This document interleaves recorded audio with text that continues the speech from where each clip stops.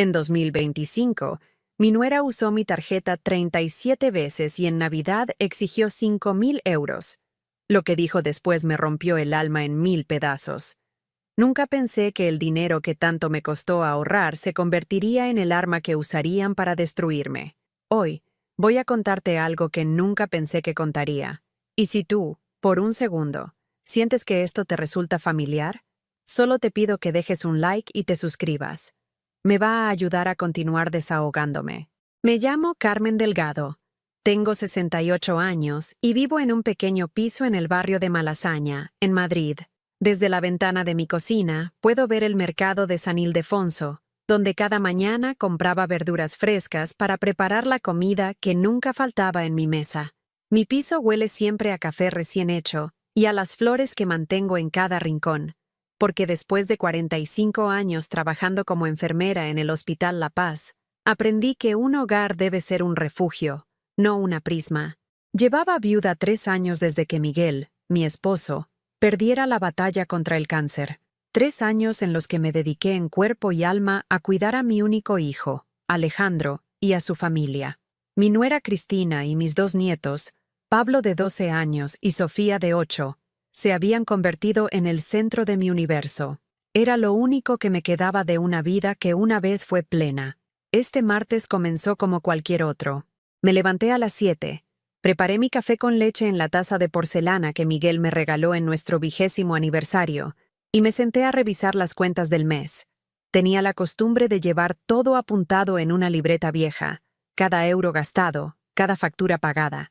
Era meticulosa con el dinero porque mi pensión de 980 euros mensuales debía rendir para todo: mi manutención, los regalos para los nietos y, por supuesto, las ayuditas constantes que mi familia necesitaba. El teléfono sonó cuando estaba terminando mi segunda taza de café. Era Cristina, mi nuera, con esa voz dulce que había aprendido a usar cuando necesitaba algo.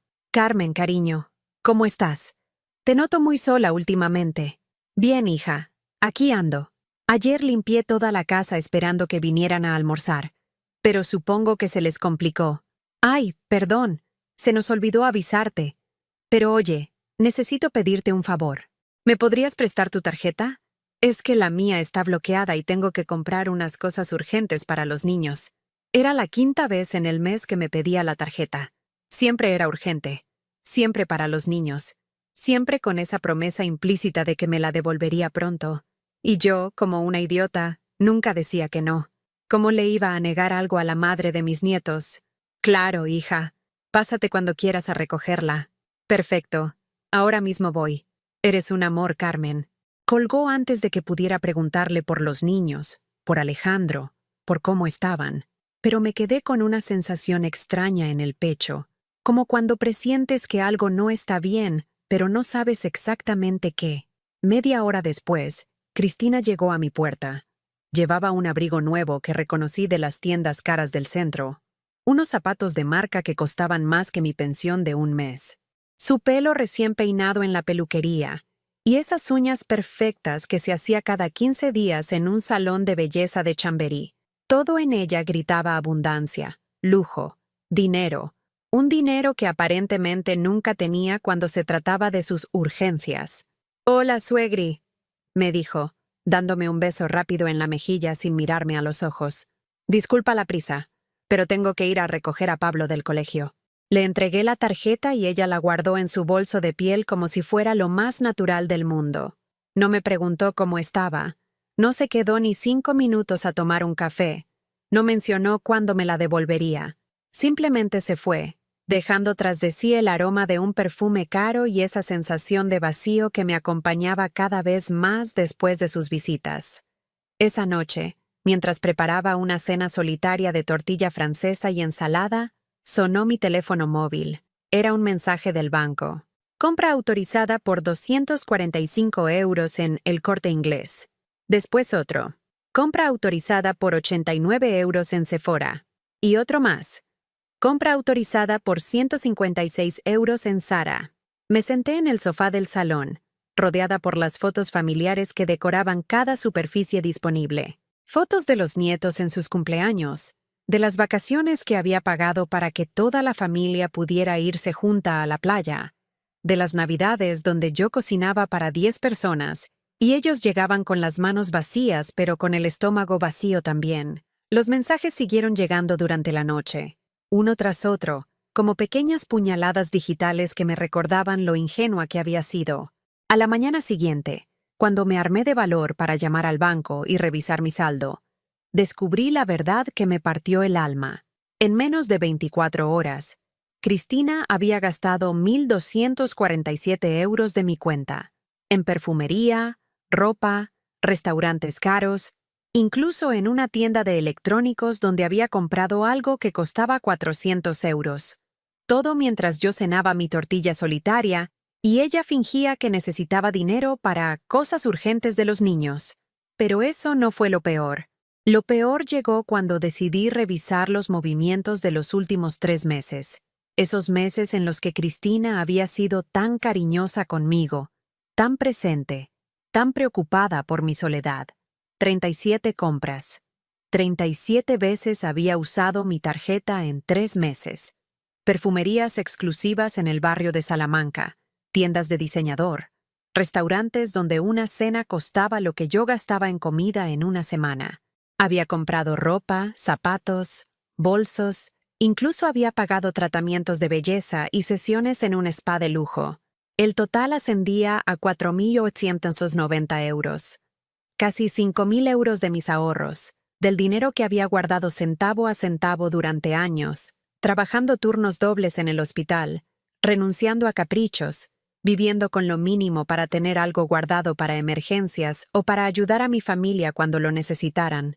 Pero aparentemente, para Cristina, mi dinero no era una ayuda, era un derecho, era su sueldo por tolerarme, por incluirme ocasionalmente en sus vidas, por permitir que fuera la abuela de sus hijos. Me quedé sentada en la mesa de la cocina, con el extracto bancario entre las manos temblorosas, sintiendo cómo el mundo se me desmoronaba por segunda vez en 3 años. La primera había sido cuando Miguel murió. Esta vez era peor, porque Miguel se fue sin querer irse, sin elegir abandonarme. Pero mi familia me estaba robando mientras me sonreía a la cara.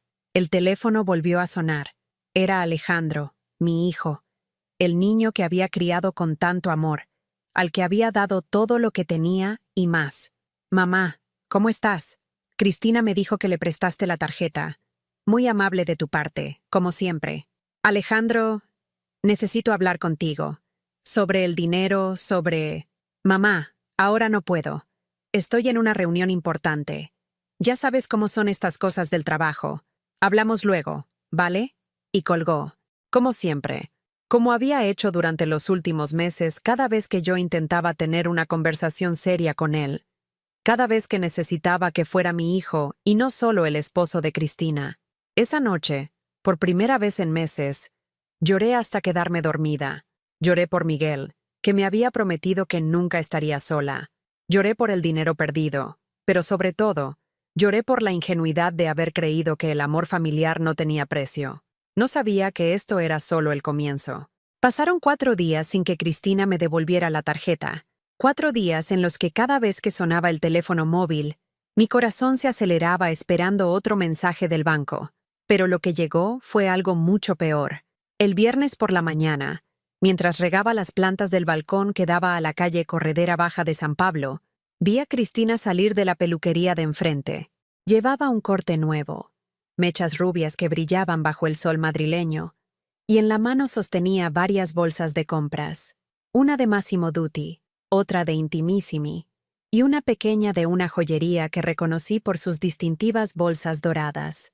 Mi sangre se heló. Todas esas compras las había hecho con mi dinero, con mi tarjeta, mientras yo calculaba si tenía suficiente para comprar el medicamento para la tensión que me había recetado el médico.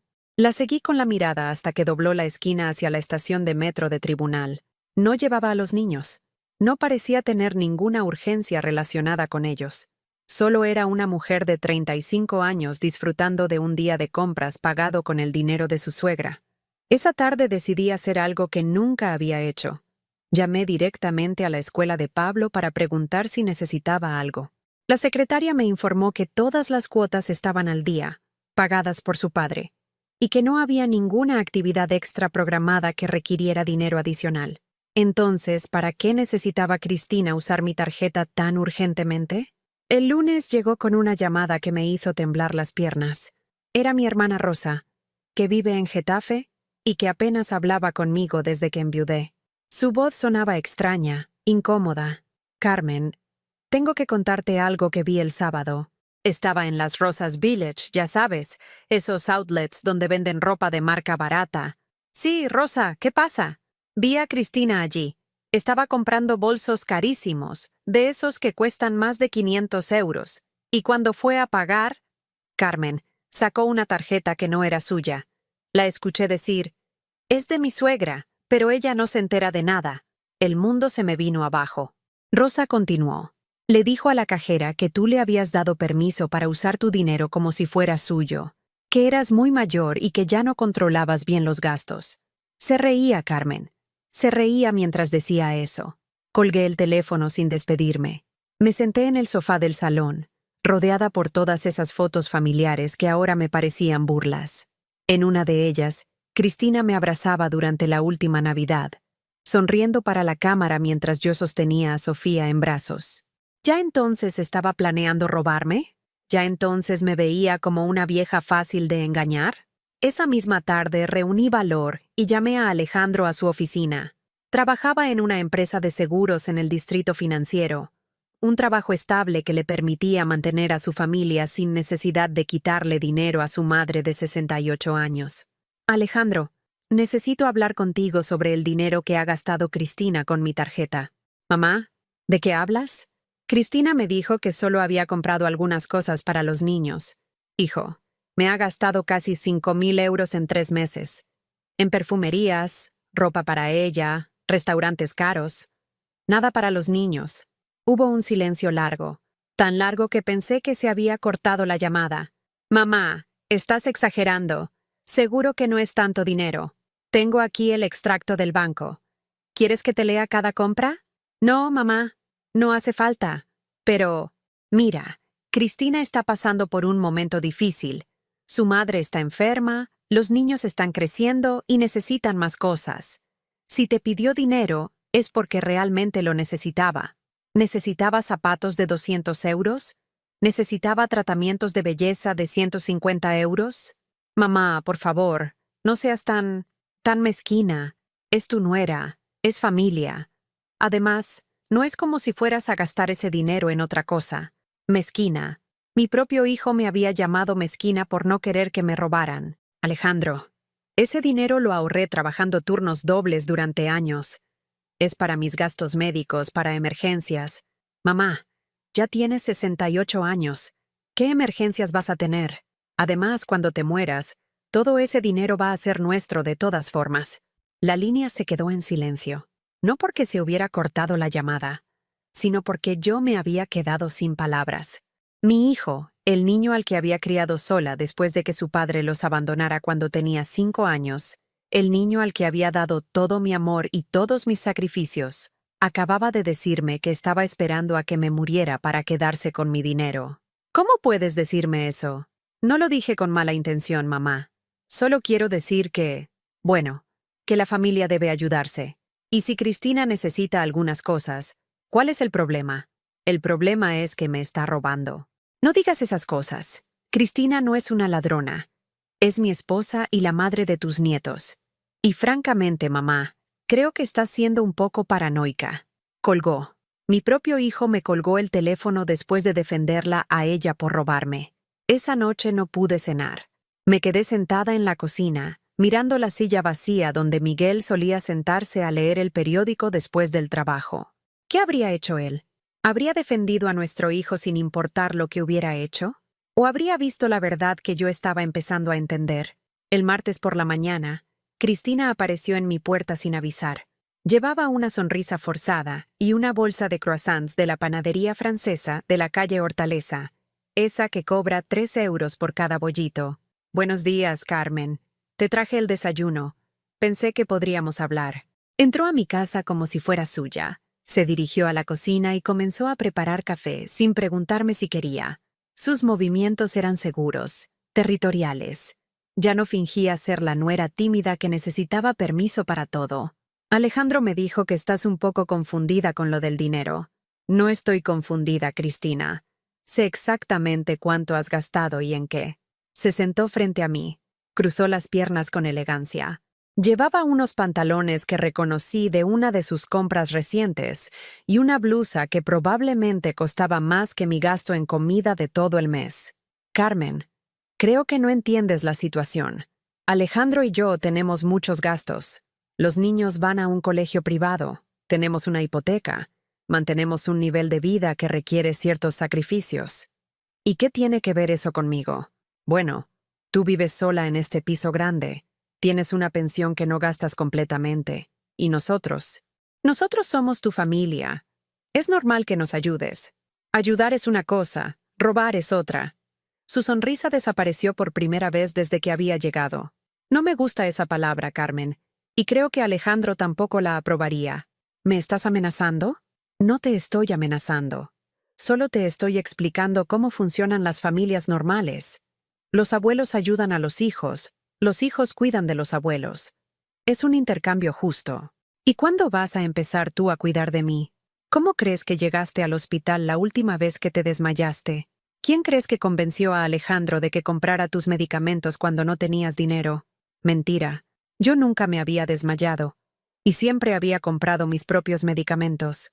Pero ella lo decía con tanta seguridad que por un momento dudé de mi propia memoria. Mira, Carmen, vamos a hacer esto fácil. Tú me das acceso completo a tu cuenta. Yo manejo tus gastos de manera inteligente. Y todos vivimos en paz. Es mejor así. Tú ya no tienes que preocuparte por nada. Y nosotros nos aseguramos de que tengas todo lo que necesitas. ¿Estás loca? No, Carmen. Estoy siendo práctica. Porque la alternativa es que Alejandro tenga que tomar decisiones más difíciles sobre tu futuro. Y créeme, ninguno de nosotros quiere llegar a eso. Se levantó, recogió su bolso y se dirigió hacia la puerta. Antes de salir, se volvió hacia mí con una sonrisa que no llegaba a sus ojos. Piénsalo, Carmen. Tienes hasta el fin de semana para decidir. Y por cierto, voy a necesitar que me transfieras 2,000 euros antes del viernes. Los niños van a ir de excursión al colegio y necesitan equipamiento especial.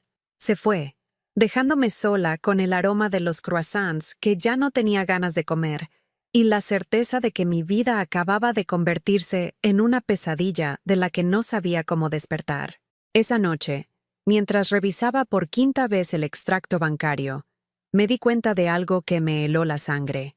En una de las compras más recientes, Cristina había gastado 340 euros en una tienda llamada Bebés y Más.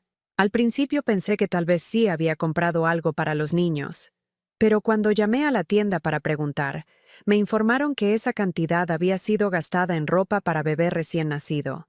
Cristina no estaba embarazada, o al menos no me lo había dicho. ¿Para quién había comprado esa ropa? ¿Tenía una doble vida que yo desconocía? ¿O simplemente había encontrado otra manera de gastar mi dinero en cosas que nada tenían que ver conmigo o con mis nietos? Mientras el reloj marcaba las 11 de la noche, entendí que mi familia no me veía como un ser humano con sentimientos y necesidades. Me veían como un recurso económico que había que administrar hasta agotarlo. Y lo peor de todo era que mi propio hijo estaba de acuerdo con eso. El viernes llegó sin que yo hubiera transferido los 2,000 euros que Cristina había exigido. No porque no quisiera ayudar a mis nietos, sino porque había decidido llamar al colegio para preguntar sobre esa supuesta excursión. La respuesta me dejó helada. Disculpe, señora Delgado, pero no hay ninguna excursión programada para este mes. De hecho, el próximo viaje escolar está previsto para mayo y cuesta 75 euros por niño, no 2,000. Cristina me había mentido descaradamente. Y no solo sobre el dinero, sino sobre mis propios nietos, usando su amor hacia ellos como arma para manipularme.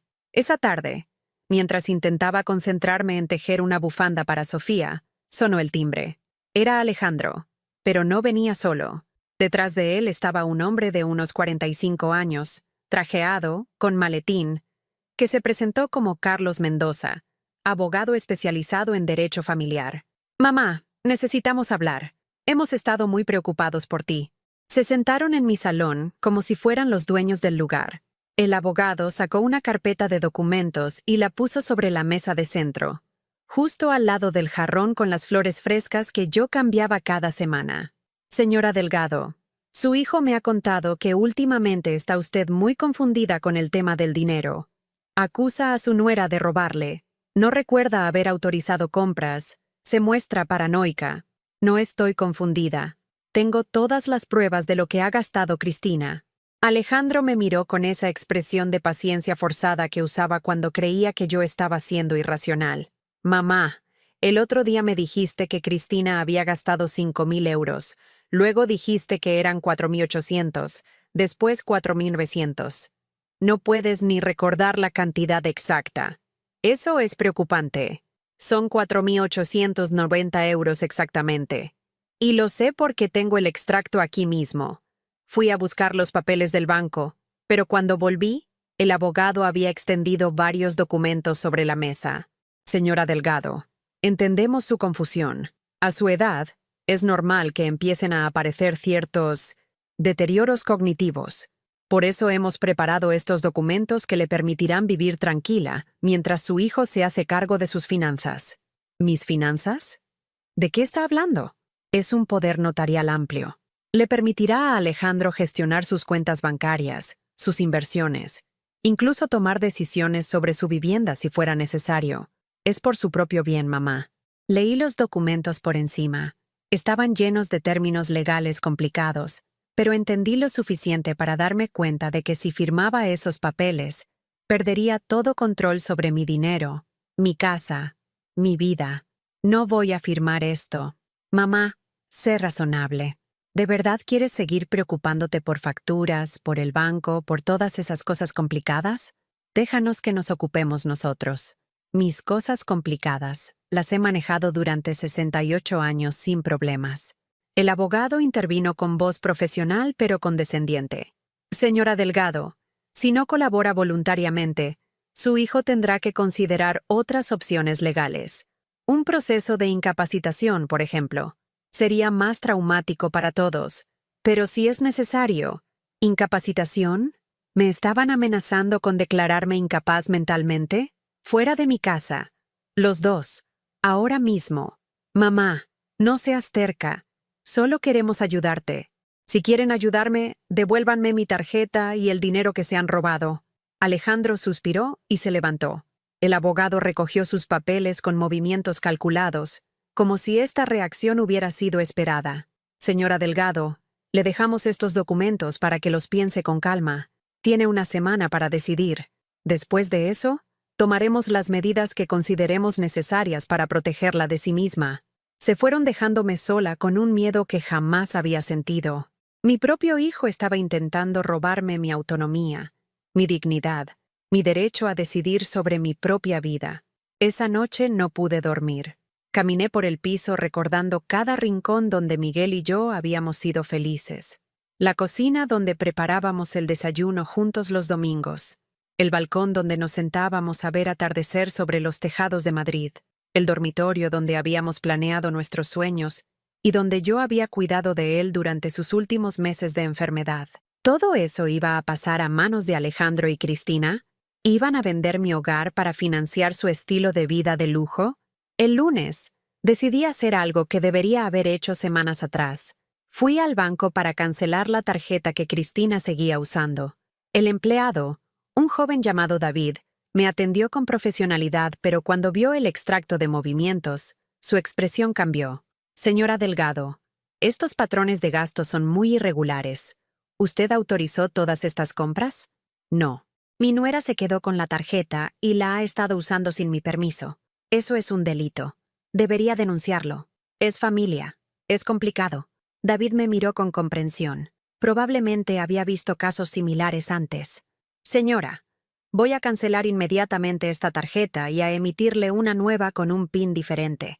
También le recomiendo que active las alertas de seguridad para que reciba notificación de cualquier movimiento inusual. ¿Puede hacer algo más? Puedo poner una nota en su cuenta para que cualquier intento de cambio de datos o transferencias superiores a 500 euros requiera su presencia física en la oficina, con identificación. Era un alivio pequeño, pero significativo. Al menos había recuperado el control sobre mi dinero, aunque fuera temporalmente. Esa tarde, mientras regresaba del banco, me crucé con Marisol, mi vecina del quinto piso. Era una mujer de mi edad, viuda también, con la que intercambiaba saludos cordiales, pero nunca habíamos tenido una conversación profunda. Carmen, ¿estás bien? Te veo muy preocupada últimamente. No sé por qué, tal vez porque había estado tan sola en todo esto. Le conté lo que estaba pasando. Marisol me escuchó sin interrumpir, asintiendo de vez en cuando con expresión cada vez más seria. Carmen, mi hermana pasó por algo similar en Barcelona. Su hijo y su nuera la convencieron de que firmara papeles que no entendía. Al final perdió su piso, sus ahorros, todo. Ahora vive en una residencia de ancianos donde la visitan una vez al mes. ¿Qué puedo hacer? Buscar ayuda. Hay organizaciones que se dedican a proteger a personas mayores del abuso familiar y abogados especializados en estos casos. No dejes que te convenzan de que estás loca o confundida. Los números no mienten. Esa noche, por primera vez en semanas, sentí una pequeña chispa de esperanza. No estaba loca, no estaba confundida y no estaba sola. Al día siguiente, temprano, sonó el teléfono. Era Cristina, y su voz ya no tenía ni rastro de la dulzura fingida. Carmen, me ha dicho Alejandro que fuiste al banco a cancelar la tarjeta. Es mi tarjeta, Cristina, y mi dinero. Ese dinero también es nuestro. Somos tu familia, tu única familia. Y si sigues siendo tan egoísta, vas a descubrir lo que significa estar verdaderamente sola. ¿Otra amenaza? No es una amenaza, Carmen. Es una promesa. Si no cooperas, los niños no van a volver a verte. Alejandro tampoco. Te vas a quedar en ese piso, sola, esperando llamadas que nunca van a llegar y visitas que nunca van a venir. ¿Y cómo es eso diferente de lo que pasa ahora? Ahora todavía tienes esperanza. Imagínate cómo será cuando esa esperanza se termine. Colgó, dejándome con el teléfono en la mano y una certeza que me aterrorizaba. Cristina no estaba improvisando. Tenía un plan, y ese plan incluía aislarme completamente para que no tuviera más opción que entregarles todo lo que tenía. Esa tarde, mientras observaba por la ventana a las familias que paseaban por la calle, parejas mayores tomadas del brazo, abuelos que caminaban con sus nietos, me di cuenta de algo fundamental. Había estado confundiendo el miedo a la soledad con amor familiar. Durante meses había tolerado el abuso porque creía que cualquier atención, aunque fuera interesada, era mejor que estar completamente sola. Pero ahora entendía que ya estaba sola. La diferencia era que hasta ahora había estado pagando por esa soledad, y eso tenía que cambiar. El problema era que no sabía cómo enfrentarme a personas que conocían mis debilidades mejor que yo misma, que sabían exactamente qué botones presionar para hacerme sentir culpable, asustada, desesperada. Pero tenía que intentarlo, porque la alternativa era desaparecer poco a poco, convertirme en un fantasma en mi propia vida, mientras ellos se quedaban con todo lo que Miguel y yo habíamos construido juntos. Esa noche marqué el número de Pablo, mi nieto mayor. Tal vez si hablaba directamente con él, podría entender qué estaba pasando realmente en esa casa. Cómo sus padres hablaban de mí cuando yo no estaba presente. ¿Abuela? ¿Por qué llamas tan tarde? Pablo, cariño, quería preguntarte por la excursión del colegio. Tu madre me dijo que necesitaban dinero. ¿Qué excursión, abuela? No hay ninguna excursión. ¿Estás seguro? Sí, abuela. Mamá y papá han estado hablando mucho de ti últimamente. Dicen que estás enferma y que a lo mejor tienes que irte a vivir a otro sitio. El corazón se me paró. ¿Te han dicho por qué tendría que irme? Papá dice que te estás volviendo loca y que es peligroso que vivas sola. Pero yo no creo que estés loca, abuela. Solo estás triste. Pablo colgó rápidamente, probablemente porque sus padres habían aparecido en la habitación, pero había sido suficiente para confirmar mis peores sospechas. No solo me estaban robando, me estaban preparando el terreno para hacerme desaparecer por completo. La llamada de Pablo había sido el miércoles por la noche. El jueves, a las 7 de la mañana, mi teléfono empezó a sonar sin parar. Primero Alejandro, después Cristina, luego una voz que no reconocí pero que se presentó como la madre de Cristina. Después una tía de Alejandro que vivía en Valencia y con la que no hablaba desde hacía años. Todos tenían el mismo mensaje. Estaba enferma. Estaba confundida. Necesitaba ayuda urgente. Carmen, soy Pilar, la madre de Cristina. Mi hija me ha contado lo que está pasando y estoy muy preocupada por ti. ¿Sabías que anoche llamaste a Pablo a las 11? ¿Te parece normal despertar a un niño de 12 años a esas horas para contarle tus problemas? No había despertado a Pablo. Él había contestado inmediatamente, como si estuviera esperando la llamada. Pero ya nadie iba a creer mi versión. Pilar, tu hija me ha robado casi 5.000 euros. Eso no es confusión. Es un delito. Ay, Carmen, Cristina me enseñó los recibos. Todas esas compras las hizo contigo. Para ti. Ropa nueva porque la tuya está muy vieja. Tratamientos de belleza porque necesitabas cuidarte un poco. Cenas en restaurantes porque no debes comer siempre sola. Mi hija te está cuidando como si fueras su propia madre. ¿Cenas en restaurantes? Yo no había estado en un restaurante con Cristina en todo el año, pero ella había preparado una versión alternativa de los hechos, completa con justificaciones para cada euro gastado. Y esos documentos que no quieres firmar, Carmen, es por tu bien. Mi difunto marido firmó algo similar cuando empezó con el Alzheimer. Nos permitió cuidar de él sin que tuviera que preocuparse por nada. Alzheimer. Ahora resulta que yo tenía Alzheimer. Colgué, pero el teléfono volvió a sonar inmediatamente. Esta vez era Mercedes, la hermana mayor de Alejandro, llamando desde Sevilla. Carmen, ¿qué pasa contigo? Alejandro me ha contado que estás acusando a Cristina de robarte. Esa chica es un ángel, siempre pendiente de ti, siempre visitándote. Mercedes, ¿cuándo fue la última vez que tú me visitaste? Ese no es el punto, Carmen. El punto es que Cristina sí te visita, sí se preocupa por ti, y tú se lo pagas acusándola de ladrona. ¿Por qué es una ladrona? Carmen, mi hermano está destrozado. Dice que ya no reconoce a la mujer que lo crió, que te has vuelto amargada, paranoica, cruel con la gente que te quiere. Cada llamada era como un martillazo en mi autoestima. Cada persona que me telefoneaba tenía la misma historia, las mismas acusaciones, las mismas preocupaciones sobre mi salud mental. Era imposible que tantas personas hubieran llegado a las mismas conclusiones de forma independiente. Esto estaba orquestado. A las 10 de la mañana, cuando finalmente conseguí que el teléfono dejara de sonar, bajé a comprar el pan como hacía todas las mañanas. Encarna, la panadera que me conocía desde hacía 15 años, me miró con una expresión extraña. Buenos días, Carmen. ¿Cómo estás? Tu nuera estuvo aquí ayer preguntando por ti. ¿Cristina? ¿Qué quería?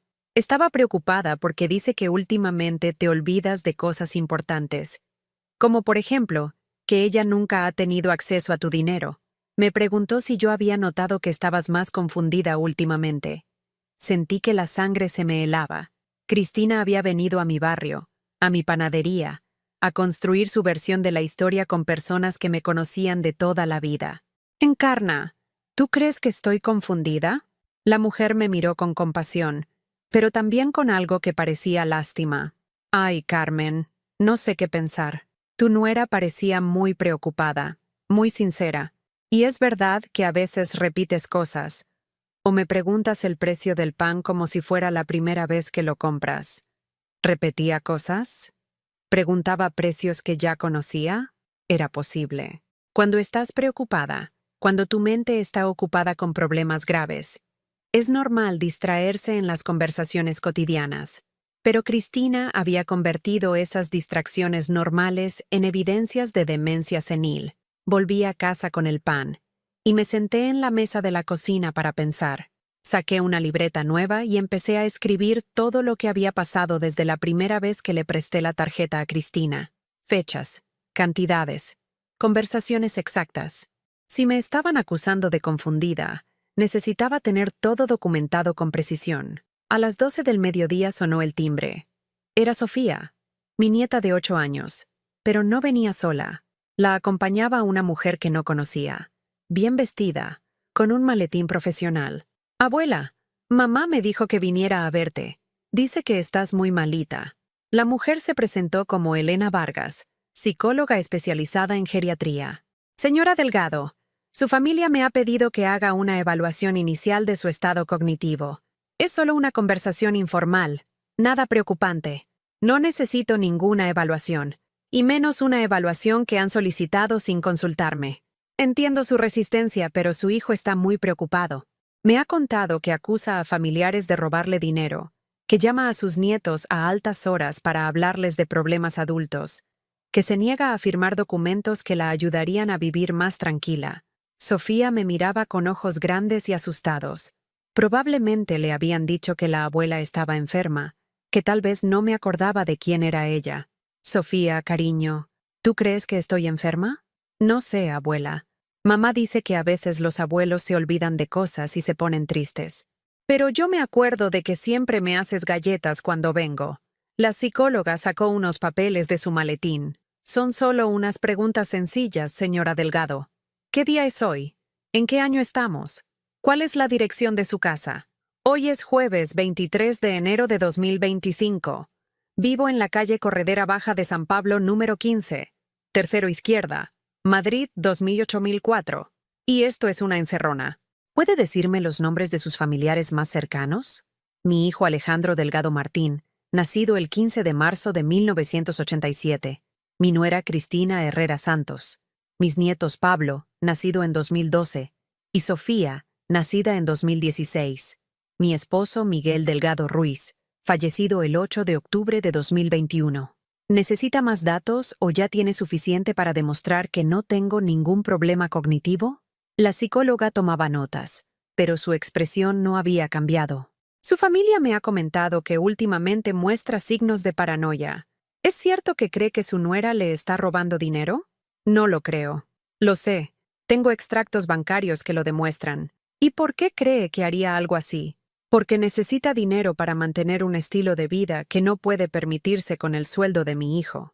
¿Ha considerado la posibilidad de que usted misma haya autorizado esas compras y no las recuerde? ¿Ha considerado usted la posibilidad de que una familia esté manipulando a una profesional para conseguir que declare incompetente a una mujer que es un obstáculo para sus planes económicos? Elena Vargas cerró su libreta y miró a Sofía, que había estado escuchando toda la conversación en silencio. Sofía, ¿puedes esperar en el salón mientras hablo con tu abuela? Cuando la niña salió, la psicóloga se inclinó hacia mí con una expresión más seria. Señora Delgado, voy a ser honesta con usted.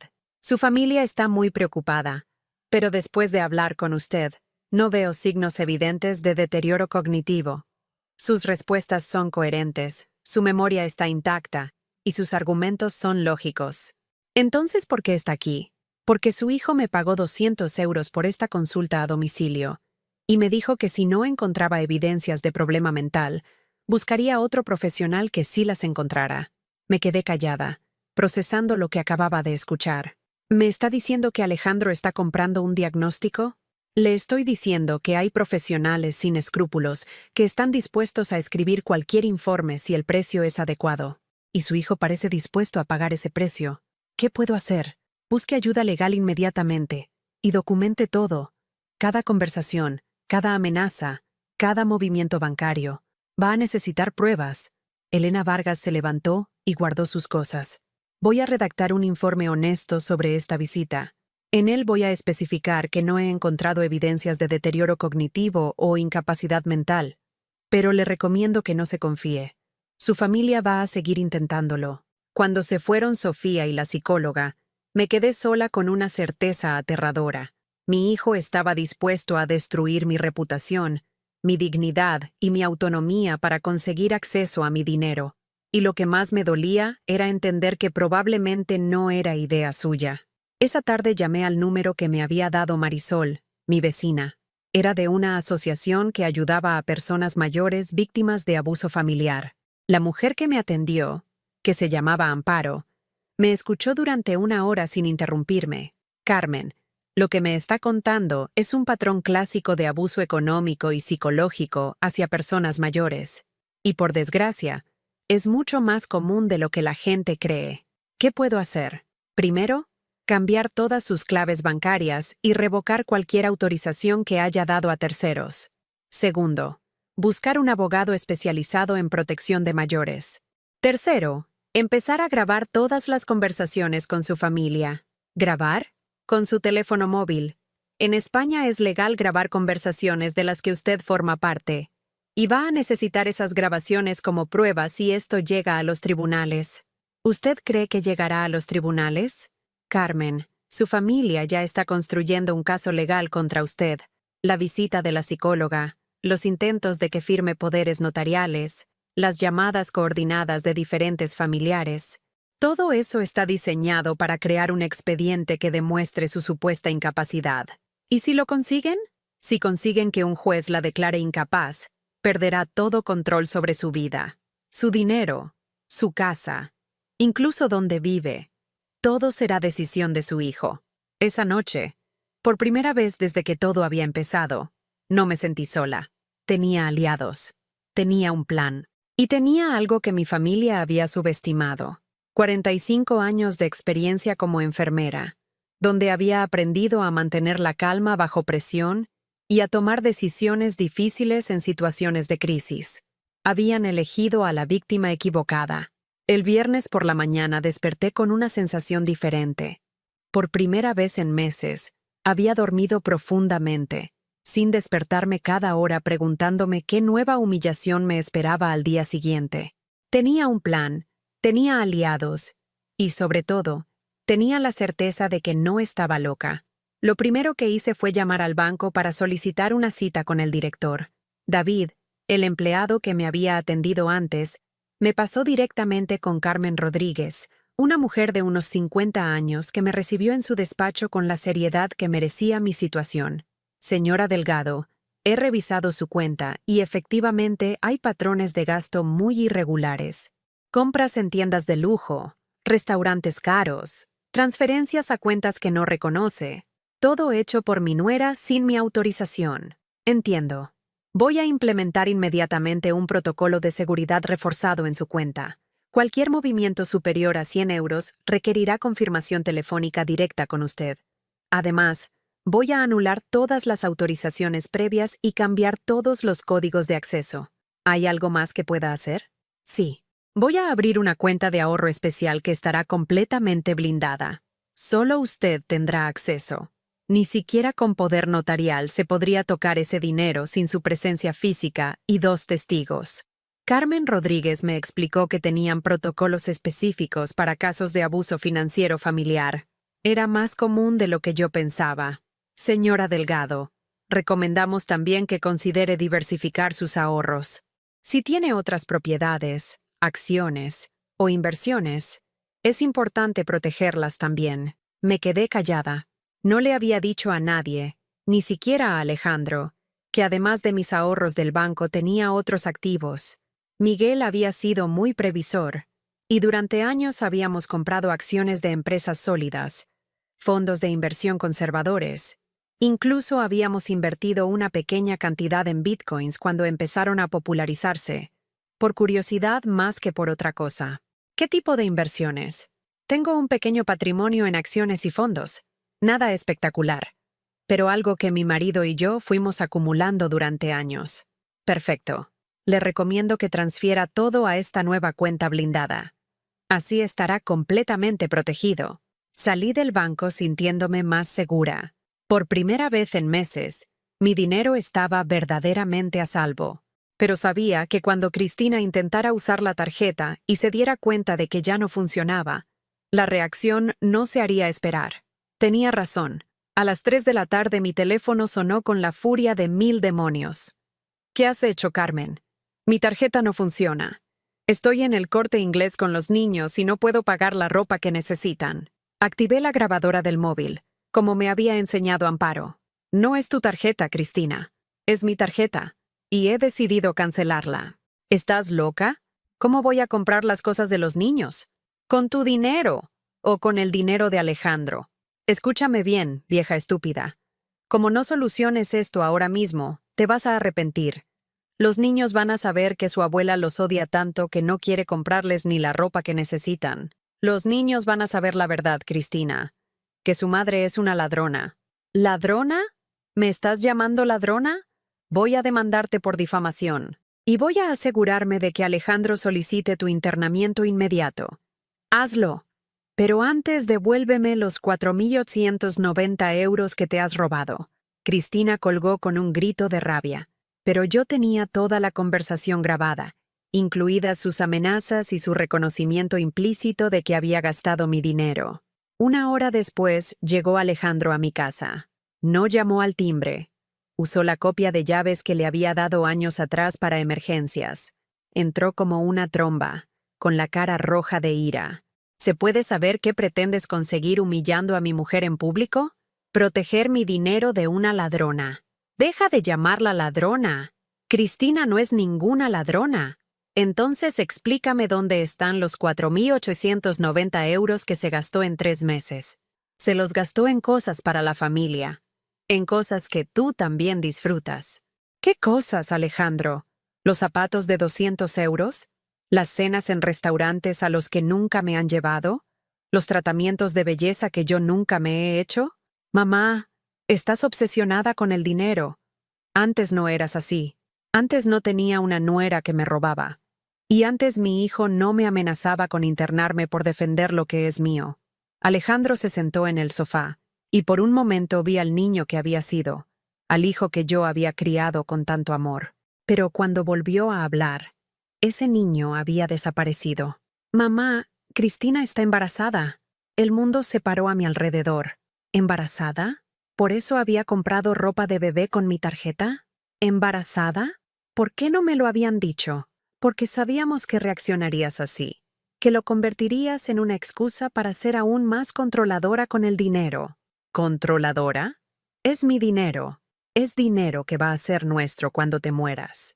¿Cuál es la diferencia si lo usamos ahora o después? Ahí estaba otra vez.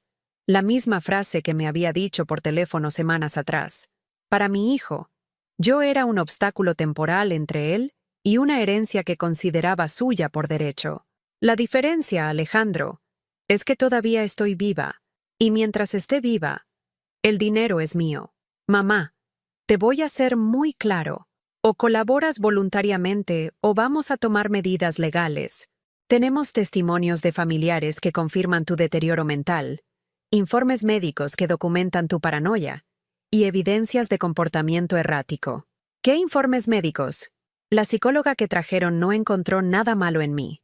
Esa psicóloga no entendió bien el caso, pero hay otros profesionales más comprensivos con situaciones familiares complicadas. Otra vez estaban hablando de comprar diagnósticos falsos. Alejandro, ¿de verdad eres capaz de hacer esto? ¿De destruir a tu propia madre por dinero? No te estoy destruyendo, mamá.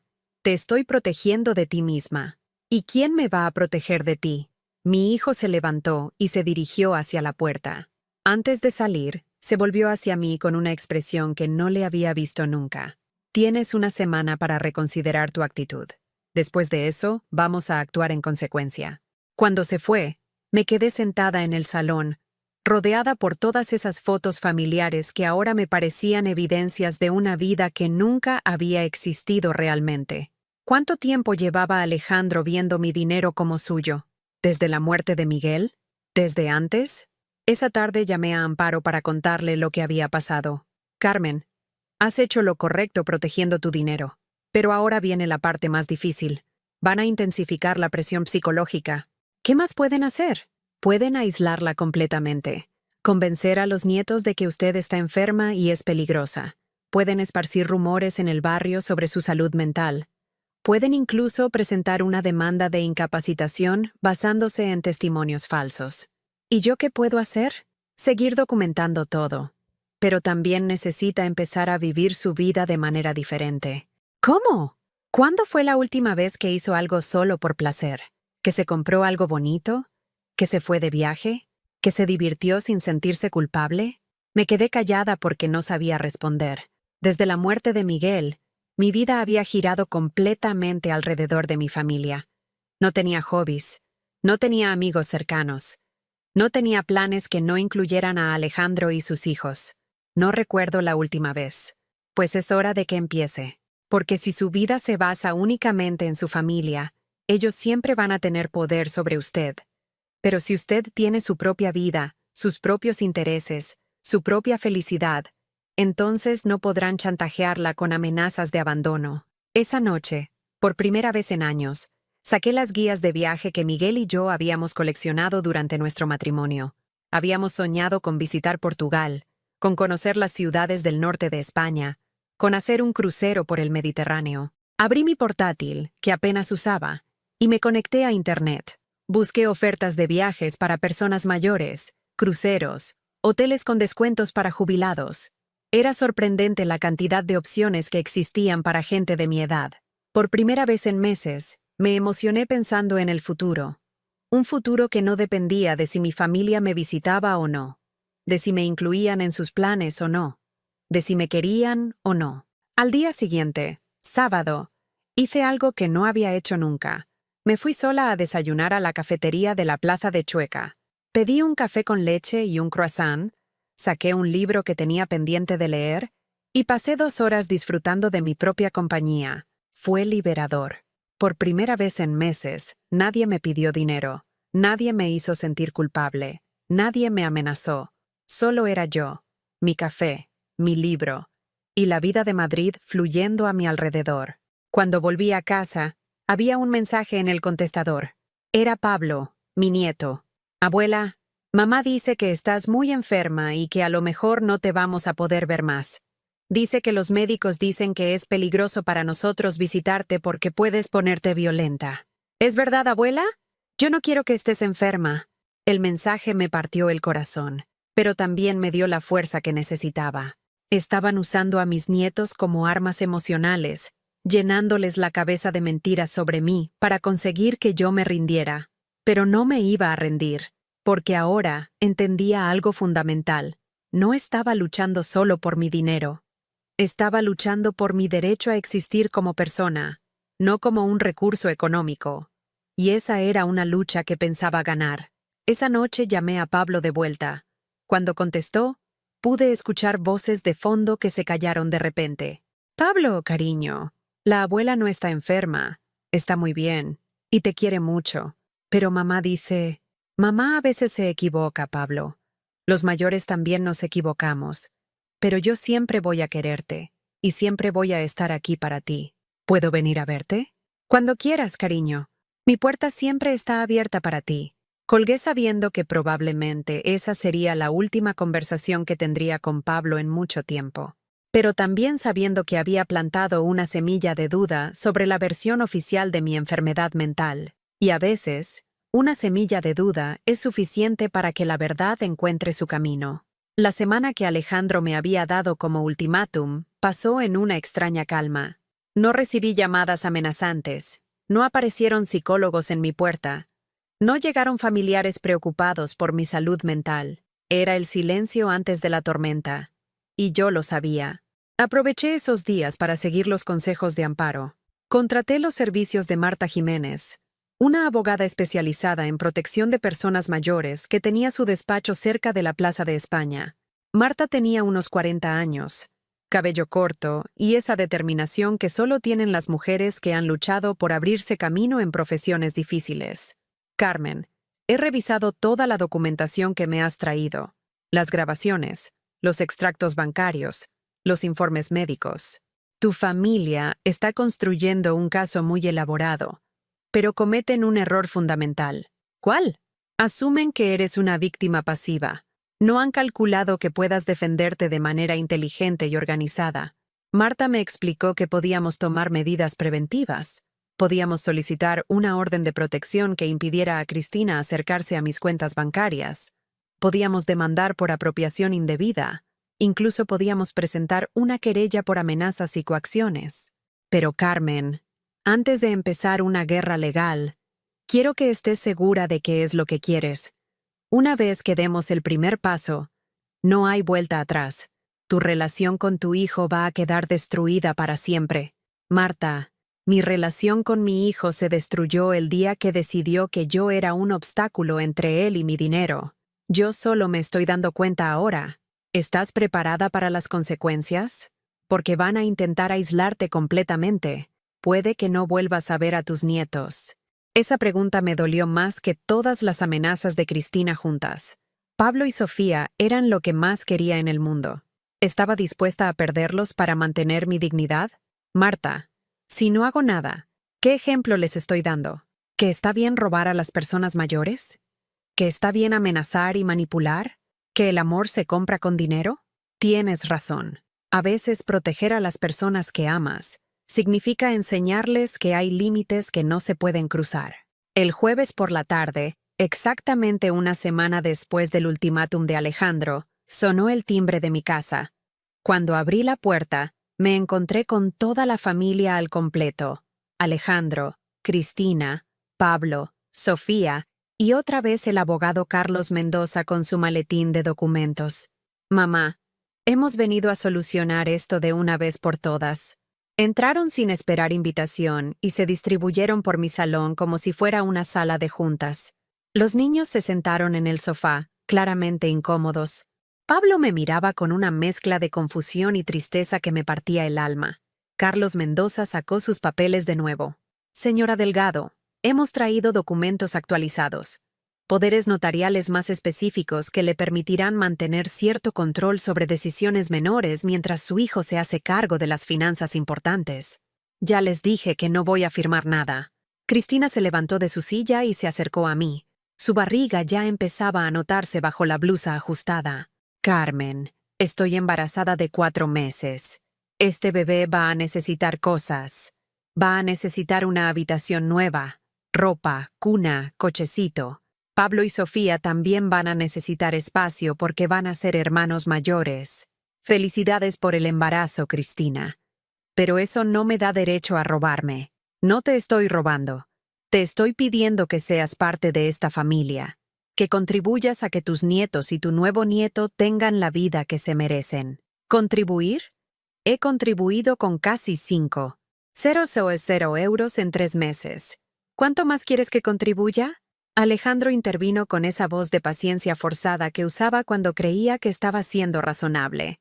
Mamá, hemos calculado que necesitamos aproximadamente 15,000 euros más para preparar la llegada del bebé y hacer algunas reformas en casa. Es una inversión en el futuro de tus nietos. ¿15,000 euros? Ahora estaban hablando de cifras que representaban años de mis ahorros. ¿Y si no tengo 15,000 euros? Los tienes, mamá. Sabemos que tienes más dinero del que aparece en tu cuenta corriente. Papá era muy previsor y seguro que dejó inversiones, fondos, tal vez incluso propiedades. Ahí estaba. Al final habían llegado al verdadero objetivo. No querían solo acceso a mi cuenta corriente. Querían todo mi patrimonio. ¿Cómo sabes que hay más dinero? Porque hemos estado investigando, mamá. Papá tenía una cartera de inversiones considerable. Acciones de Telefónica, del Santander, de Iberdrola, también fondos de inversión y hasta algunas criptomonedas. Todo eso ahora es tuyo. Y cuando tú te mueras, será nuestro. Así que habéis estado husmeando en los papeles de vuestro padre. Hemos estado siendo responsables, mamá, asegurándonos de que sabes gestionar correctamente tu patrimonio. Carlos Mendoza volvió a intervenir. Señora Delgado, su cartera de inversiones tiene un valor aproximado de 450,000 euros. Es una cantidad considerable que requiere gestión profesional. Si firma estos documentos, su hijo podrá optimizar esas inversiones para generar mejores rendimientos.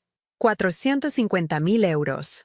Era cierto que Miguel había sido muy previsor, pero nunca había imaginado que nuestras pequeñas inversiones mensuales se hubieran convertido en semejante fortuna. El problema era que ahora mi familia lo sabía también. ¿Y qué garantías tengo de que Alejandro va a gestionar ese dinero en mi beneficio y no en el suyo? Mamá, soy tu hijo. Por supuesto que voy a gestionarlo en tu beneficio. ¿Cómo has gestionado en mi beneficio el dinero que se ha gastado Cristina estos meses? Cristina se acercó más, hasta quedar justo delante de mí. Carmen, basta ya de juegos. ¿Vas a firmar esos papeles ahora mismo o te vas a arrepentir? ¿Es otra amenaza? No es una amenaza, es una promesa. Como no colabores, vamos a asegurar que pases tus últimos años completamente sola. Los niños van a saber que su abuela prefiere el dinero antes que su propia familia. Pablo se levantó del sofá de repente. Mamá, basta. La abuela no está loca. Y no es mala. Solo está triste porque vosotros siempre le pedís dinero y nunca venís a verla solo porque sí. Cristina se volvió hacia su hijo con una mirada que me heló la sangre. Pablo, vete a tu habitación. Este es un tema de adultos. No tengo habitación aquí. Esta es la casa de la abuela. He dicho que te vayas. Pablo me miró con esos ojos grandes que había heredado de su abuelo Miguel. Abuela, ¿es verdad que tienes mucho dinero? Tengo lo que tu abuelo y yo ahorramos trabajando muchos años, Pablo. ¿Y es verdad que papá y mamá quieren quitártelo? Pablo, es complicado. No es complicado, abuela. Es simple. Es tu dinero. Y si no quieres dárselo, no tienes que hacerlo. Alejandro se acercó a su hijo con cara de pocos amigos. Pablo, no entiendes la situación. La abuela está enferma y necesita ayuda para gestionar su dinero. La abuela no está enferma, papá. Está triste porque vosotros sois malos con ella. En ese momento supe que fuera cual fuera el precio. Tenía que luchar. No solo por mí, sino por Pablo, por Sofía, por el bebé que estaba por nacer. Porque si permitía que mi familia me robara, estaría enseñándoles que el abuso era normal, que la manipulación era aceptable, que las personas mayores no tenían derecho a defender lo suyo. Saqué mi teléfono móvil y activé la grabadora. Cristina, repite lo que acabas de decir sobre asegurar que pase mis últimos años sola. Guarda ese teléfono. Es mi teléfono, en mi casa. Puedo grabar lo que quiera. Carlos Mendoza cerró su maletín de golpe. Señora Delgado, esto no es productivo. Si no quiere colaborar voluntariamente, tendremos que explorar otras vías legales. Perfecto. Mi abogada estará encantada de responder a cualquier procedimiento legal que quieran iniciar. ¿Tu abogada? Preguntó Alejandro con sorpresa. ¿Creíais que iba a quedarme sentada esperando a que me robaran? He contratado a Marta Jiménez, especialista en protección de personas mayores, y le he entregado todas las pruebas de lo que habéis hecho. Cristina palideció. ¿Qué pruebas? Extractos bancarios, grabaciones de nuestras conversaciones, testimonios de testigos. Incluso tengo fotografías tuyas gastando mi dinero en tiendas de lujo. Eso es espionaje. Eso es protegerme de una ladrona. Alejandro se levantó y se dirigió hacia la puerta. Mamá, espero que estés preparada para las consecuencias de lo que estás haciendo. Estoy preparada, Alejandro. La pregunta es si tú estás preparado para las consecuencias de lo que habéis hecho vosotros. Cristina me miró con una rabia que ya no se molestaba en disimular. Carmen, te vas a morir sola. Y cuando te mueras, nos vamos a quedar con todo de todas formas. Así que esto que estás haciendo no sirve para nada. Sirve para demostrarme a mí misma que todavía tengo dignidad. Se fueron como una tormenta, arrastrando a los niños consigo. Pablo se volvió hacia mí desde la puerta y me hizo un gesto que me llegó al alma. Me lanzó un beso con la mano y articuló en silencio. Te quiero, abuela. Cuando cerré la puerta detrás de ellos, me quedé sola en mi salón, rodeada por el silencio que habían dejado tras de sí. Pero era un silencio diferente al de antes. No era el silencio del abandono. Era el silencio de la libertad. Por primera vez en meses, era dueña de mi propia casa, de mi propio dinero, de mi propia vida. Y aunque me dolía el corazón por lo que había perdido, sabía que había ganado algo mucho más importante: mi autoestima. Esa noche llamé a Marta para contarle lo que había pasado. Carmen, has estado perfecta. Ahora tenemos más pruebas. Amenazas directas, intento de coacción. Incluso tenemos a un menor como testigo de su comportamiento. ¿Qué va a pasar ahora? Ahora, Carmen, vas a vivir tu vida. Y ellos van a tener que aprender que robar tiene consecuencias. Por primera vez en mucho tiempo, me fui a la cama sintiendo que había hecho lo correcto. Fuera lo que fuese que viniera después, lo afrontaría con la cabeza alta. Porque había aprendido algo fundamental. El precio de mantener la paz a cualquier coste era demasiado alto cuando el coste era tu propia alma. 3 meses después del confronto final, mi vida había cambiado de maneras que nunca habría imaginado. El silencio que tanto había temido se había convertido en mi aliado más preciado. Despertaba cada mañana sin el miedo de revisar el móvil para ver si había mensajes amenazantes o llamadas perdidas llenas de reproches. Mi rutina diaria ahora incluía cosas que había olvidado que me gustaban. Los martes y jueves iba a clases de aquaeróbicos en el Polideportivo de Chamberí. Los lunes por la tarde asistía a un club de lectura en la biblioteca de Malasaña, donde habíamos leído desde García Márquez hasta Elena Poniatowska. Los viernes me había apuntado a un curso de informática para personas mayores, donde había aprendido a usar el ordenador con confianza, y hasta había abierto una cuenta en redes sociales. Pero lo más importante era que había empezado a viajar. El primer viaje lo hice a Oporto, siguiendo una de las guías que Miguel y yo habíamos guardado durante años. Fue un viaje de 5 días en autobús organizado, con un grupo de personas de mi edad que, como yo, habían decidido que nunca es tarde para descubrir el mundo. En Oporto probé el mejor vino de mi vida. Caminé por calles empedradas que me recordaron a los barrios antiguos de Madrid, y me senté en la orilla del Duero a escribir en un diario que había empezado a llevar por recomendación de Amparo. Escribir mis pensamientos me ayudaba a procesar todo lo que había vivido y a planificar todo lo que quería vivir. Una tarde, mientras tomaba café en una pastelería del centro histórico de Oporto, recibí una llamada que no esperaba. Era Pablo. «Abuela, ¿puedo hablar contigo?» «Claro, cariño. ¿Cómo estás?» «Estoy bien, pero echo de menos venir a tu casa. Mamá dice que no podemos verte porque estás enfadada con nosotros». «Pablo, yo no estoy enfadada contigo ni con Sofía. Nunca podría estar enfadada con vosotros. Entonces, ¿por qué no podemos ir a verte?» «Porque tus padres creen que soy una mala influencia». «Eso es mentira, abuela. Tú siempre has sido buena conmigo». Hablamos durante 20 minutos. Pablo me contó que en casa se hablaba mucho de dinero últimamente, que sus padres discutían por las noches cuando creían que los niños dormían, y que Cristina se quejaba constantemente de que la vieja egoísta les había complicado la vida. «Abuela, ¿es verdad que tienes mucho dinero?» «Tengo lo suficiente para vivir cómodamente, Pablo. Pero sobre todo, tengo algo más importante. Tengo mi dignidad». «¿Qué es dignidad?» «Es saber que vales por quien eres, no por lo que tienes. Es no permitir que nadie te trate mal, aunque sea familia». «Entiendo. Como cuando no dejo que los niños del colegio me quiten el bocadillo, aunque sean más grandes que yo».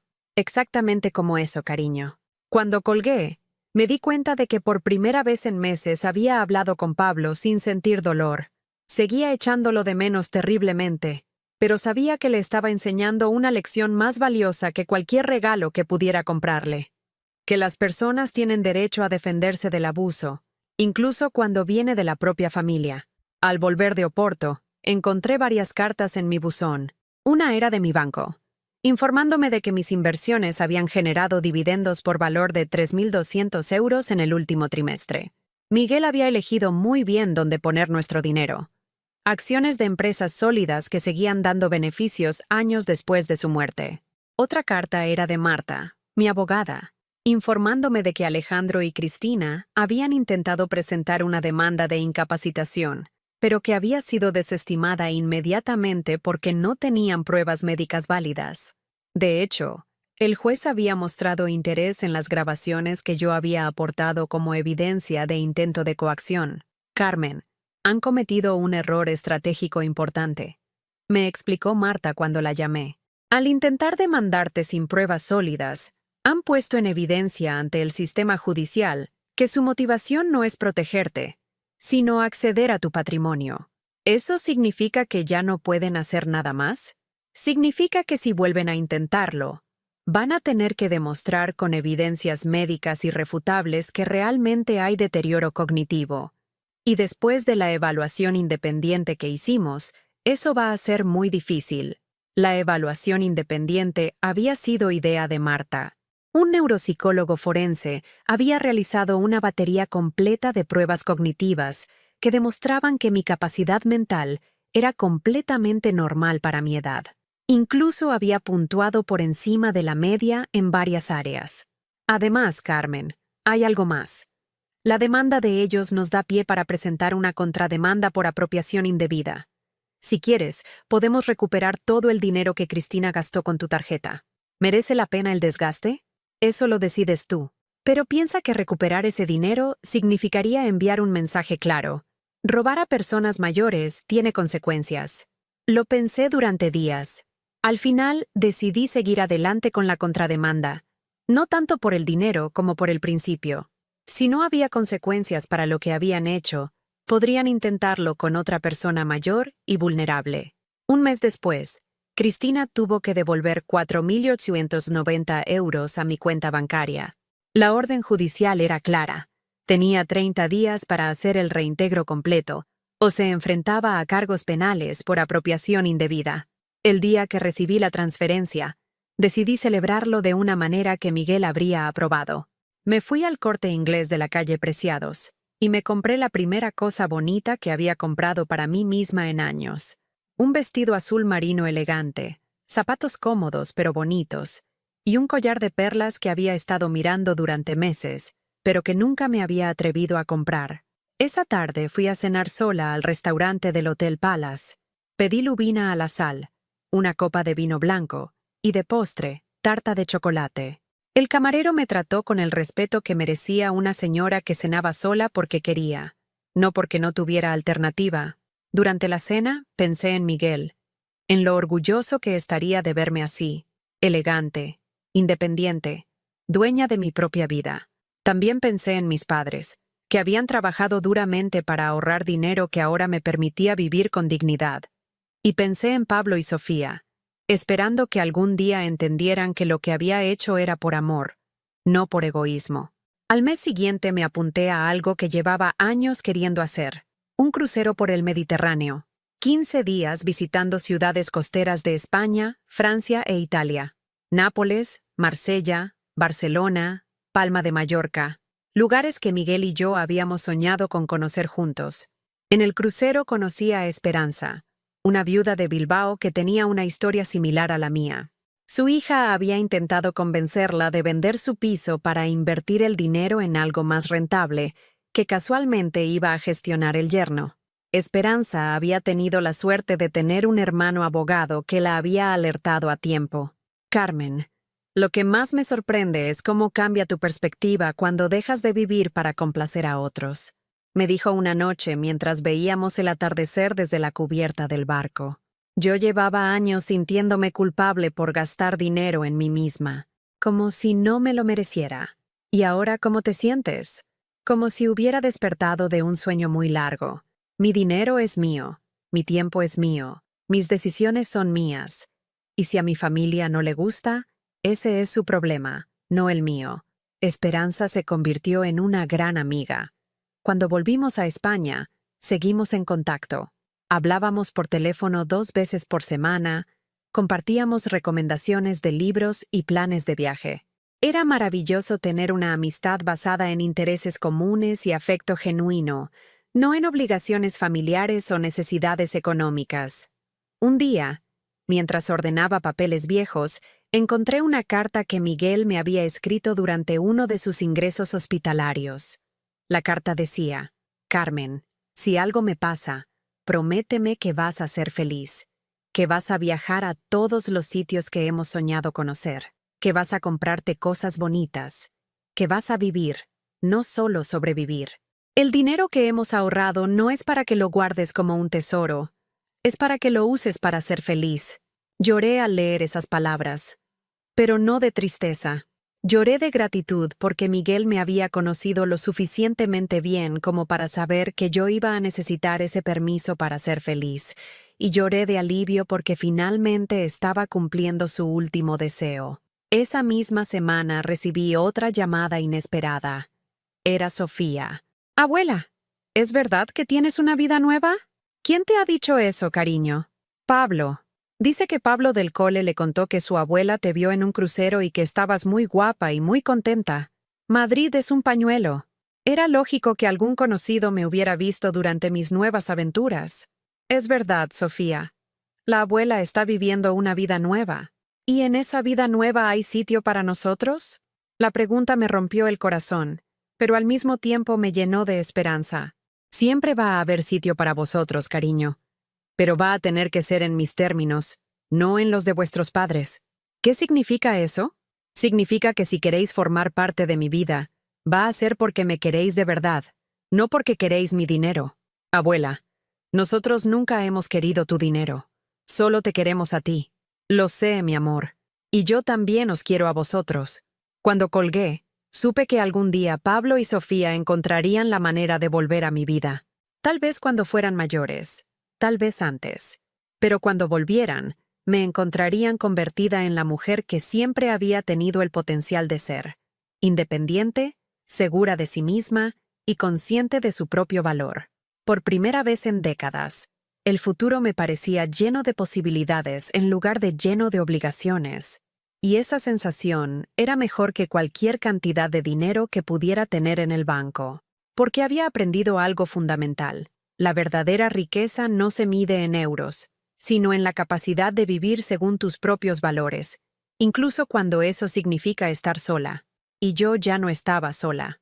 Tenía la compañía más importante de todas. La mía propia. 1 año y medio después de aquel confronto final en mi salón, estoy sentada en la terraza de mi nuevo apartamento en el barrio de La Latina, escribiendo estas líneas mientras el sol de octubre se filtra entre las hojas del naranjo que planté en una maceta grande el mes pasado. Sí, me mudé. No porque me echaran de mi casa anterior, sino porque decidí que necesitaba un espacio que fuera completamente mío, sin los fantasmas de una vida que ya no me pertenecía. Este apartamento es más pequeño que el anterior, pero tiene algo que el otro nunca tuvo. Fue elegido solo por mí, decorado según mis gustos, y cada mueble fue comprado porque me gustaba, no porque combinara con los planes de otra persona. Las paredes están llenas de fotos de mis viajes, el Coliseo en Roma, los canales de Ámsterdam, las montañas de Suiza. También hay fotos más íntimas. Una de Esperanza y yo, brindando en una terraza de Sevilla. Otra de mi grupo de aquaeróbicos después de ganar un pequeño torneo local. En la mesa del salón hay una carta que llegó ayer. Es de Pablo, que ahora tiene 14 años y aparentemente ha convencido a sus padres de que le permitan escribirme. La carta dice: Querida abuela Carmen, espero que estés bien. Yo estoy bien, aunque echo mucho de menos las tardes en tu casa antigua. Quería contarte que he empezado bachillerato y que saco muy buenas notas. También quería decirte que he estado pensando mucho en lo que me dijiste sobre la dignidad. Creo que entiendo mejor lo que pasó. Mamá tuvo al bebé. Se llama Diego y está muy gordito. Papá dice que cuando sea mayor de edad podré venir a verte si quiero. Espero que para entonces todavía quieras verme. Te quiero, abuela. Pablo. Leí esa carta y supe que había valido la pena todo el dolor, toda la soledad, todas las noches de llanto. Pablo había entendido. Con solo 14 años, había comprendido que lo que yo hice no fue por falta de amor, sino por exceso de él.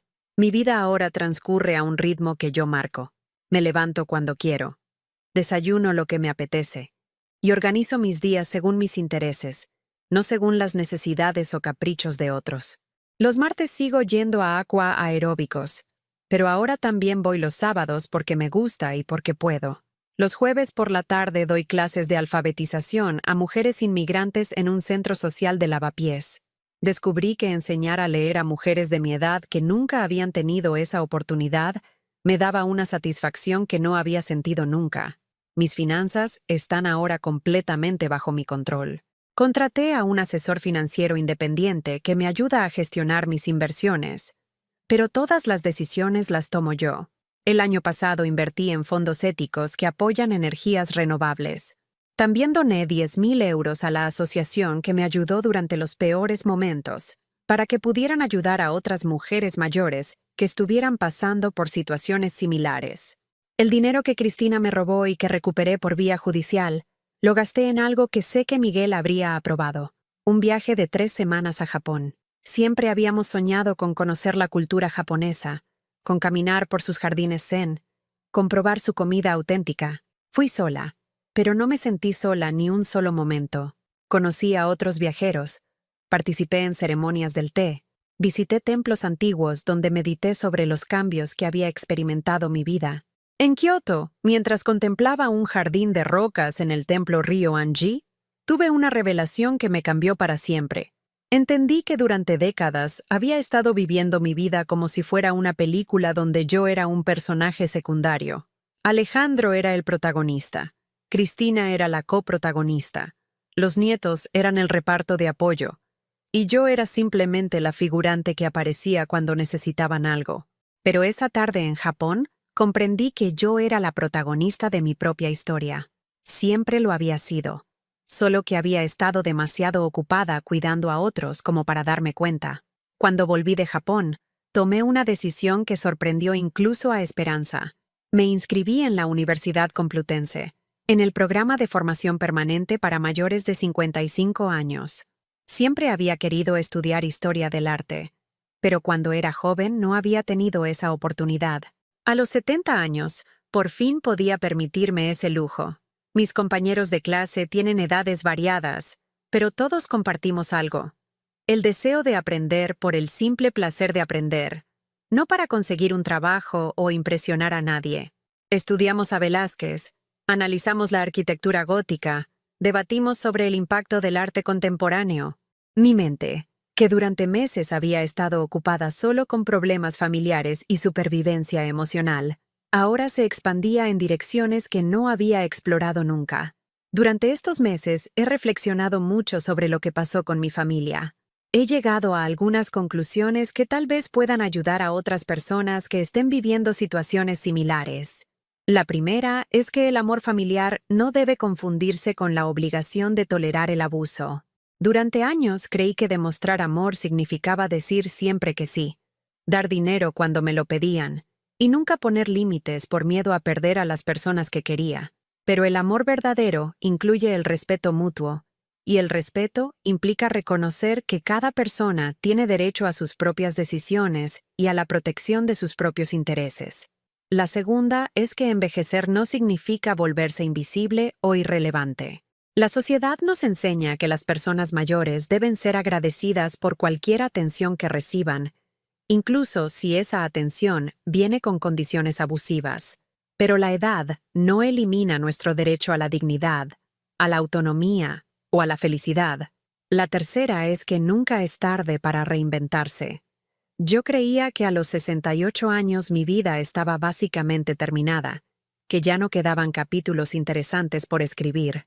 Pero estos últimos 2 años han sido los más ricos y satisfactorios de mi vida adulta. He descubierto pasiones que no sabía que tenía. He hecho amigos verdaderos. He viajado a lugares que solo existían en mis sueños. La cuarta, y tal vez la más importante, es que la soledad elegida es infinitamente mejor que la compañía tóxica. Durante meses tuve miedo de quedarme sola, de que nadie me visitara, de que nadie se preocupara por mí. Pero descubrí que estar sola con personas que te valoran y te respetan es mucho mejor que estar rodeada de personas que solo te ven como un recurso a explotar. La semana pasada recibí una llamada inesperada. Era Alejandro. Su voz sonaba diferente, más humilde, menos segura. «Mamá, sé que han pasado muchos meses sin hablar. Quería saber cómo estás». «Estoy muy bien, Alejandro. Mejor de lo que he estado en años. Me alegro. También quería pedirte perdón». Esas palabras me sorprendieron. No las había esperado. Y honestamente, ya no las necesitaba para seguir adelante con mi vida. ¿Perdón por qué exactamente? Por todo. Por no defenderte cuando Cristina se pasó de la raya. Por intentar quitarte el control de tu dinero. Por no valorar todo lo que habías hecho por nosotros durante años. ¿Y qué ha cambiado, Alejandro? Cristina se fue. Se llevó a Diego y se mudó a casa de su madre. Resulta que también estaba gastando dinero de mis cuentas sin decírmelo. Cuando me di cuenta y la confronté, me dijo que había aprendido de ti que era normal tomar dinero de la familia sin pedir permiso. La ironía era evidente. Cristina había aplicado conmigo la misma estrategia que conmigo había usado, pero esta vez con su propio marido. ¿Y los niños? Pablo y Sofía están conmigo. Ha sido difícil, pero estamos aprendiendo a ser una familia diferente. Pablo habla mucho de ti. Dice que quiere verte. ¿Y tú qué quieres, Alejandro? Quiero que conozcas a tu hijo de verdad. No al hombre que se dejó manipular por su esposa, sino al hombre que te crió con tanto amor. Ese hombre sigue aquí, mamá. Solo que estuvo perdido durante un tiempo. La conversación duró casi 1 hora. Alejandro me contó que había estado en terapia, que había empezado a entender cómo Cristina había manipulado la situación para enfrentarnos, que se había dado cuenta de que sus hijos necesitaban a su abuela tanto como yo necesitaba a mis nietos. Mamá, ¿Sería posible que empezáramos de nuevo? Despacio, a tu ritmo, en tus términos. Alejandro, yo nunca dejé de querer empezar de nuevo. Solo necesitaba que fuera con respeto mutuo. Lo entiendo, y te prometo que esta vez va a ser diferente. No sé si Alejandro cumplirá su promesa. Los años me han enseñado a ser cauta con las promesas de cambio que surgen después de crisis familiares. Pero sé que ahora tengo las herramientas para protegerme si es necesario, y la confianza en mí misma para establecer límites claros desde el principio. Lo que sí sé es que mi vida ya no depende de que mi familia me acepte o me incluya. Tengo una vida plena, intereses propios, amistades genuinas y proyectos que me emocionan. Si Alejandro y mis nietos quieren formar parte de esa vida, serán bienvenidos. Pero si no es así, seguiré siendo feliz, porque he aprendido la lección más importante de todas. Nadie puede darte el permiso para ser feliz. Ese permiso solo te lo puedes dar tú misma, y yo me lo he dado. ¿Alguna vez has sentido que tu familia te ve más como un recurso que como una persona? ¿Has pasado por algo similar, donde tuviste que elegir entre mantener la paz y mantener tu dignidad? Me gustaría que me contaras en los comentarios si esta historia te ha resultado familiar de alguna manera, y si te ha llegado al corazón, si crees que puede ayudar a alguien que esté pasando por una situación parecida. Por favor, dale like y suscríbete al canal. Tu apoyo ayuda a que estas historias lleguen a personas que realmente necesitan escucharlas. Porque a veces, saber que no estás sola en tu experiencia es el primer paso para encontrar la fuerza que necesitas para cambiar tu vida.